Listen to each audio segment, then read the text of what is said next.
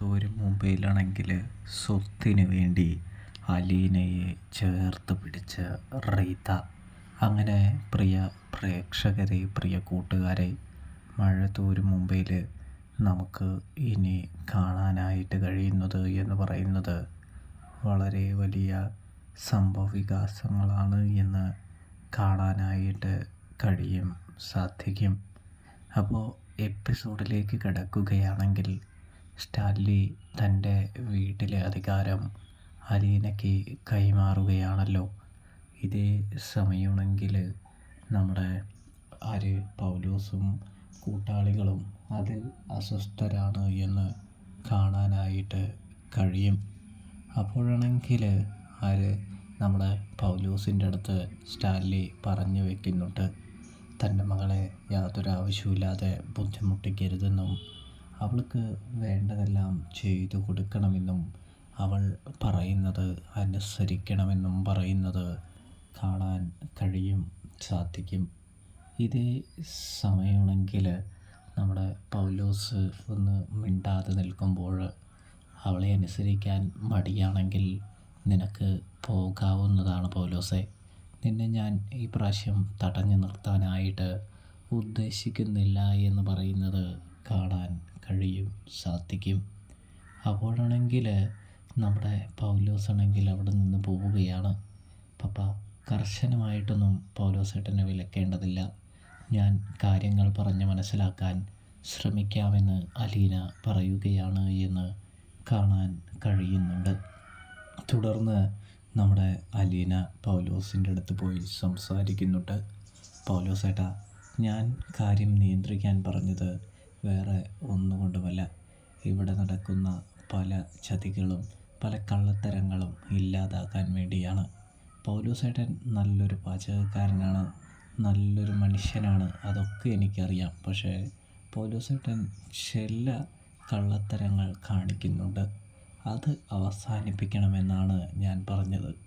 അതുമാത്രമാണ് എനിക്ക് പിടിക്കാത്തത് എന്ന് പറയുന്നത് കാണാൻ സാധിക്കും. പൗലോസേട്ടൻ അത് ഉപേക്ഷിച്ച് കഴിഞ്ഞാൽ, സത്യം പറഞ്ഞാൽ എനിക്ക് പൗലോസേട്ടനോട് യാതൊരു വിരോധമോ വിദ്വേഷമോ ഒന്നും തന്നെ ഇല്ല എന്ന് പറയുന്നു. ഇതേ സമയം നമ്മുടെ അവതക്കുട്ടിയും പറയുന്നുണ്ട്, കേട്ടില്ലടാ മോള് പറഞ്ഞത്, മോളുടെ നല്ല മനസ്സ് നീ കണ്ടില്ലടാ എന്ന് ചോദിക്കുന്നത് കാണാനായിട്ട് കഴിയുന്നുണ്ട്. ഇതേ സമയം പൗലോസ് അലീനയുടെ അടുത്ത് തൻ്റെ തെറ്റ് മനസ്സിലായി എന്ന് പറയുന്നത് കാണാൻ സാധിക്കും. തുടർന്ന് നമുക്ക് കാണാൻ സാധിക്കുന്നത് എന്ന് പറഞ്ഞാൽ, നമ്മുടെ റീത്താമ്മ, എൽസമ്മ ഒരു കൂട്ടുകെട്ട് അവർ വരികയാണ് എന്ന് കാണാം. ഇതിനിടയിലാണെങ്കിൽ നമ്മുടെ പൗലോസ് റീത്താമ്മയെ വിളിച്ച് പറയുന്നുണ്ട്, എല്ലാ അധികാരവും ആർക്ക്, അലീനയ്ക്ക് സാറ് കൊടുത്തെന്നും ഇനി ഒന്നും ചെയ്യാൻ സാധിക്കില്ലെന്നും പറയുന്നു. ഇങ്ങനെ പോവുകയാണെങ്കിൽ എല്ലാ സ്വത്തും അവളുടെ കൈകളിലിരിക്കുമെന്നും പറയുന്നൊരു കാഴ്ച കാണാൻ സാധിക്കുന്നുണ്ട്. ഇതേ സമയം റീത്തയ്ക്ക് ആകെ ടെൻഷനാവാണ്. സ്വത്തുക്കളൊക്കെ അവളുടെ കയ്യിലേക്ക് പോയി കഴിഞ്ഞാൽ പിന്നെ തങ്ങൾ ജീവിക്കുന്നതിന് യാതൊരു അർത്ഥവുമില്ല. പിന്നെ അവളോട് കെഞ്ചേണ്ടി വരും ജീവിക്കണമെങ്കിൽ എന്നുള്ളൊരു ചിന്ത റീത്തയിൽ വരുന്നത് കാണാനായിട്ട് സാധിക്കുന്നുണ്ട്. അവളുടെ മുമ്പിൽ എന്തായാലും തല കുനിച്ച് നിൽക്കാനായിട്ട് താൻ ഒരുക്കമല്ല എന്ന് റീത്ത ചിന്തിക്കുകയാണ് എന്ന് കാണാൻ കഴിയും. അപ്പോഴാണെങ്കിൽ നമ്മുടെ റീത്തയെ എൽസമ്മയോട് ഈ വിവരം അറിയിക്കുമ്പോൾ, ചേച്ചി എന്താ പറയുന്നത്, നമുക്ക് എന്താ ചെയ്യേണ്ടത് എന്ന് എൽസമ്മ ചോദിക്കുകയാണ്. എൻ്റെ റീത്ത, അതായത് എൻ്റെ എൽസമ്മ, നമുക്ക് അധികം വൈകാതെ തന്നെ അവിടേക്ക് പോകണമെന്നും അവിടെ ചെന്ന് വലിയ പൊട്ടിത്തെറി ഉണ്ടാകുന്നതിന് മുമ്പ് തന്നെ, വലിയ പ്രശ്നങ്ങൾ ഉണ്ടാകുന്നതിന് മുമ്പ് തന്നെ നമുക്ക് സ്വത്തുക്കളൊക്കെ അലീനയുടെ പേരിൽ പോകുന്നതിന് മുമ്പ് നമ്മുടെ പേരിലേക്ക് തടയണമെന്നും പറയുന്നത് കാണാൻ സാധിക്കുന്നുണ്ട്. അത് നീ ഒന്ന് നോക്കണമെന്ന് പറയുന്നു. നീ സ്റ്റാൻലിയോട് പറഞ്ഞ് കാര്യങ്ങൾ തീരുമാനമാക്കണമെന്ന് പറയുന്നത് കാണാൻ കഴിയുന്നു. എൻ്റെ ചേച്ചി, ഞാൻ പറഞ്ഞാലൊന്നും അയാൾ കേൾക്കൊന്നുമില്ല.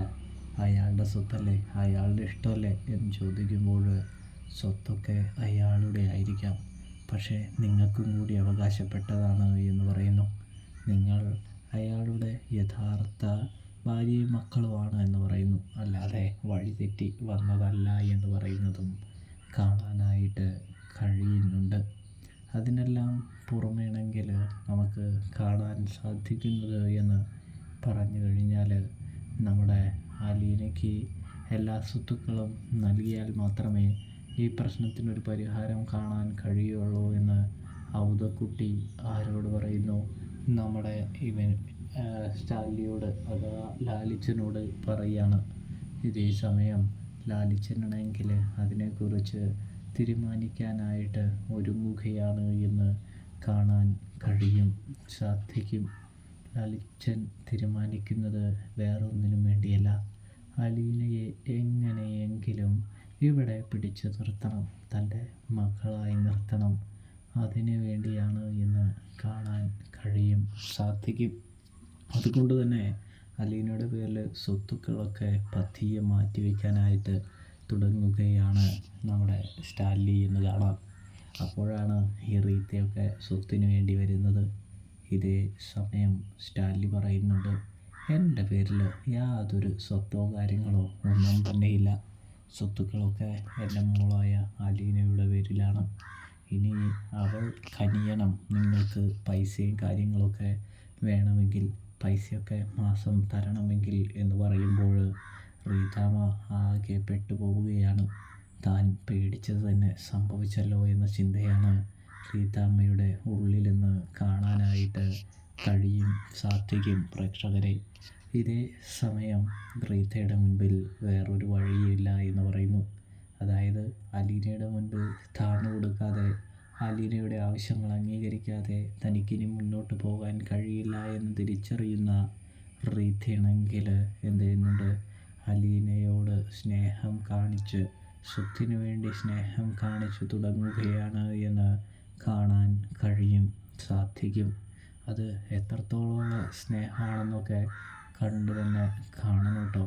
ചിലപ്പോൾ കപട സ്നേഹമാക്കാനും സാധ്യതയുണ്ട് എന്ന് കാണാൻ പ്രേക്ഷകരെ. ഇതേ സമയമാണെങ്കിൽ നമ്മുടെ സ്റ്റാലിയാണെങ്കിൽ ഇത് കണ്ട് സന്തോഷിക്കുകയാണ്. ഇതുതന്നെയായിരുന്നു തൻ്റെ പദ്ധതി എന്ന് മനസ്സിൽ ചിന്തിച്ചുറപ്പിക്കുന്നുണ്ട് എന്നും കാണാനായിട്ട് കഴിയും.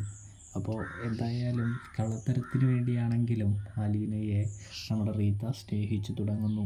റിവ്യൂ ഇഷ്ടപ്പെട്ടാൽ സബ്സ്ക്രൈബ്